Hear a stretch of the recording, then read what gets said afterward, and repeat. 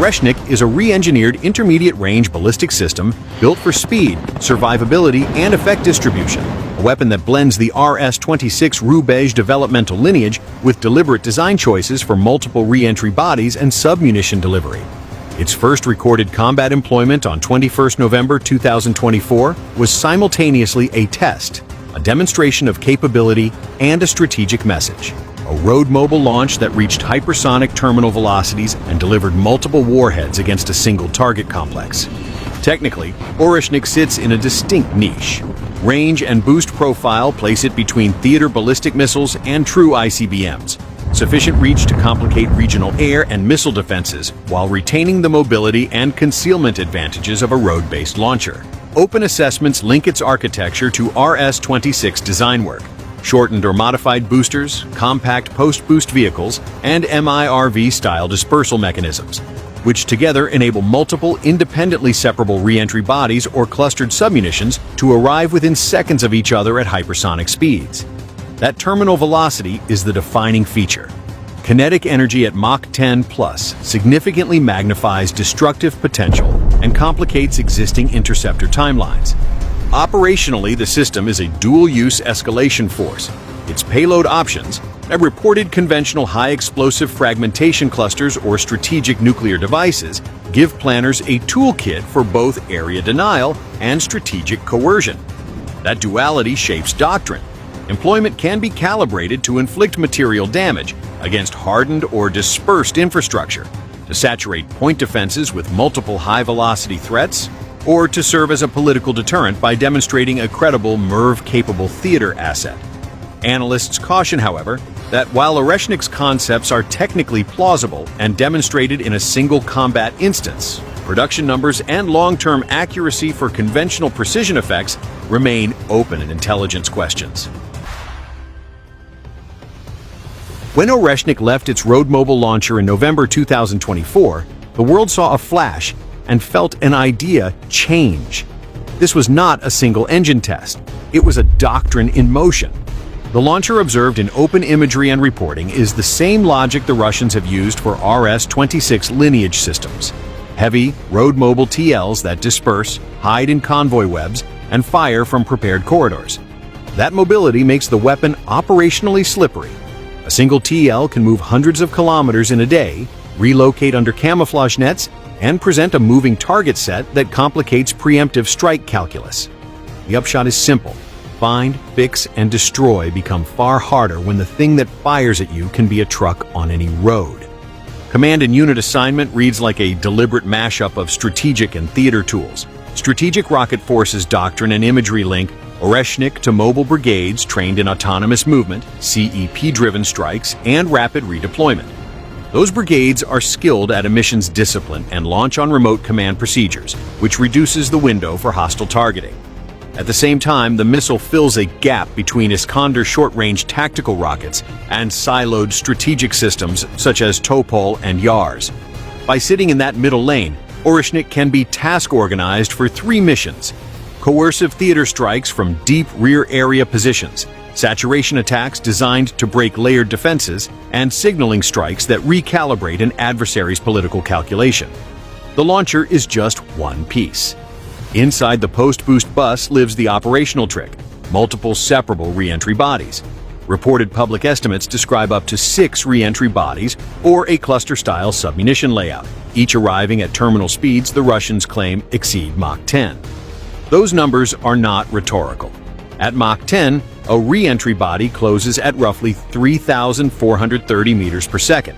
For the defender, that compresses sensor, decision, and interceptor timelines into measured tens of seconds. Radar tracks multiply, association algorithms struggle, and human decision loops fray. A single salvo becomes a test of software, process, and money, because each incoming track can force launch of an expensive interceptor. Warhead options turn tactical ambiguity into strategic leverage. Oreshnik has been described in open reporting as dual-capable, configurable for conventional submunitions, unitary penetrators, or nuclear packages. Concretely, conventional submunition loads are optimized for area denial, runway cratering, fuel terminal destruction, and logistics node disruption. while unitary penetrators paired with delayed fusing target hardened hangars and subterranean facilities. The nuclear option is the ultimate escalation card. Its mere possibility forces adversaries to treat every launch as a potential strategic event. That ambiguity shapes whole-of-government crisis responses well before the first fragment hits the tarmac.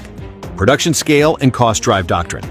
Public budget analogs and authoritative U.S. studies put hypersonic unit costs in a broad band, roughly $15 million to $18 million per unit for air-launched prototypes in production scale, and higher for ground-launched boost glide designs. Comparable Army estimates for ground boost glide concepts have quoted numbers in the $40 million range per missile. Using these reference points, a reasonable working estimate for a complex MIRV-capable hypersonic like Oreshnik is tens of millions per round when produced at scale, likely higher in early limited production batches. That price tag explains selective employment, sparing use for high-value targets, signaling strikes for coercion, or concentrated salvos when commanders want to drain adversary interceptors and force replenishment. Defenders count dollars too. Modern interceptors carry steep per-shot prices. Patriot Pash-3 MSE interceptors are routinely priced in the mid-single-digit millions of dollars per missile, while ship-based SM family interceptors can range from single-digit to tens of millions per round depending on variant. That economic mismatch is part of Oreshnik's effect. Using one hypersonic round to force the expenditure of multiple multi-million-dollar interceptors is a war economy lever.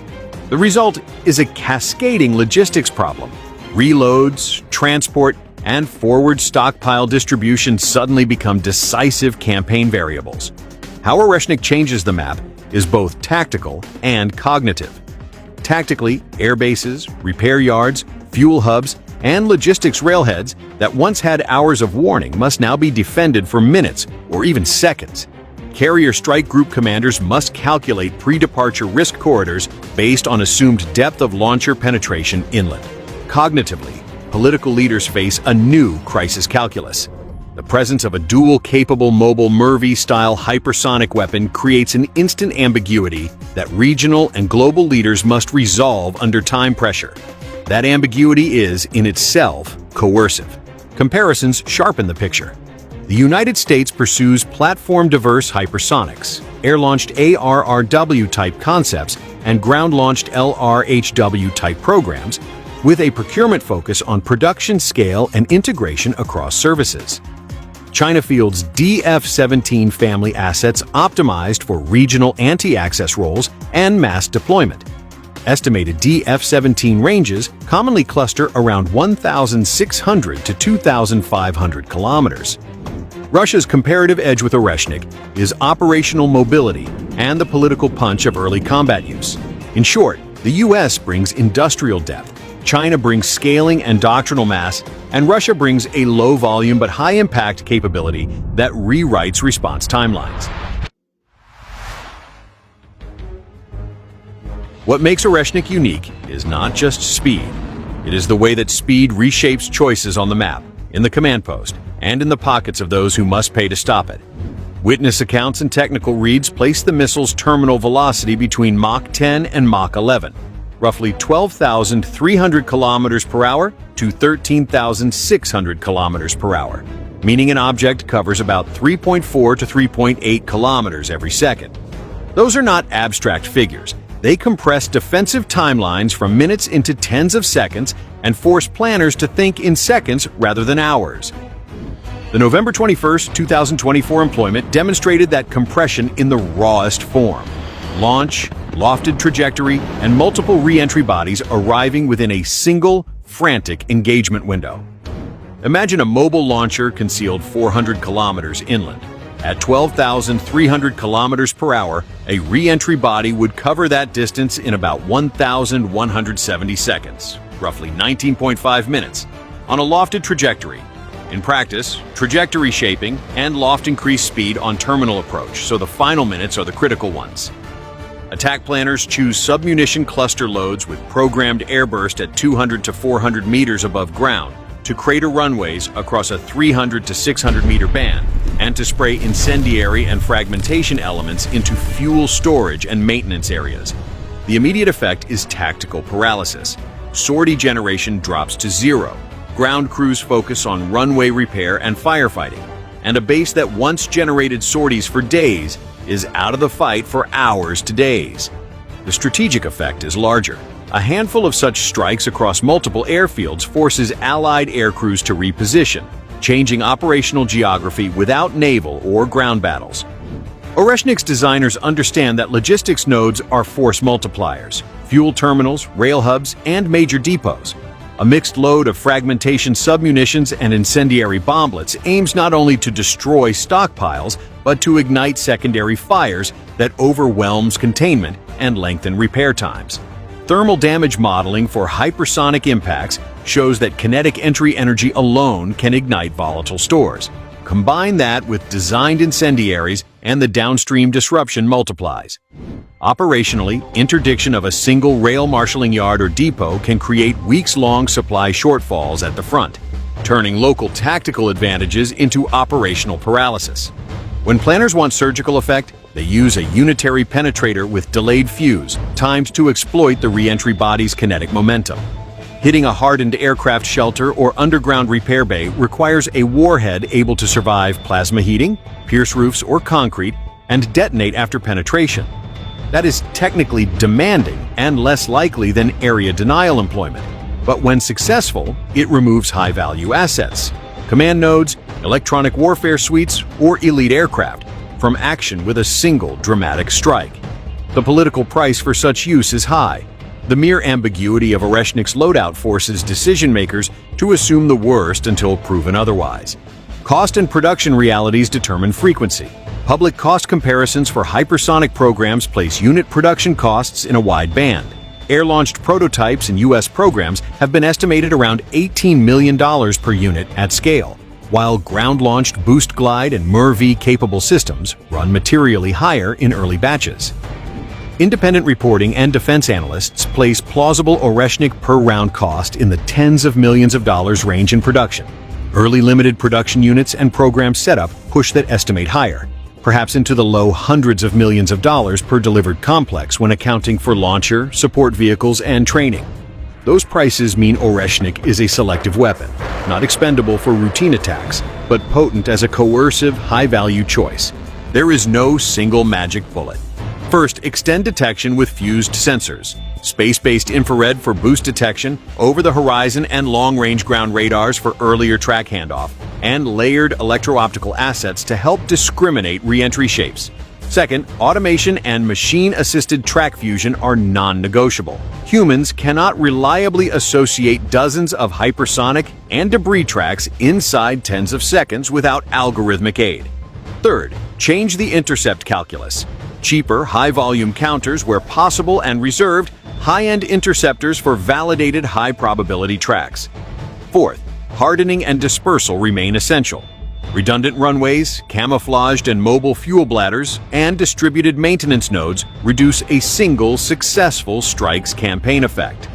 Fifth, invest in next-generation mitigation such as higher acceleration interceptors, electronic warfare on boosters and terminal seekers, and directed energy research targeted at terminal defeat. But recognize these are multi-year, multi-billion-dollar efforts.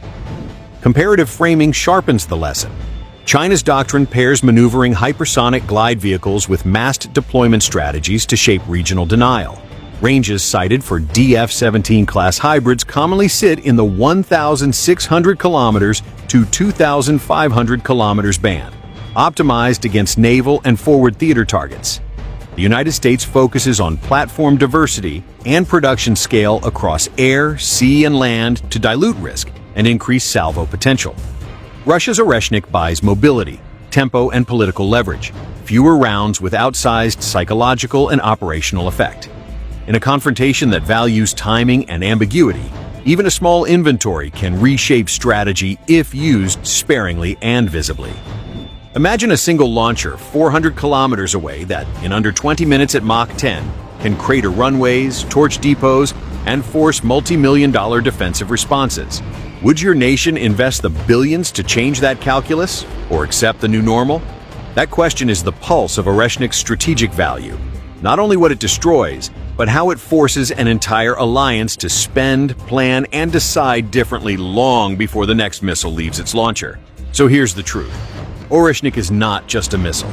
It's a stopwatch that starts the second it leaves the launcher. And by the time it hits, the world has already changed.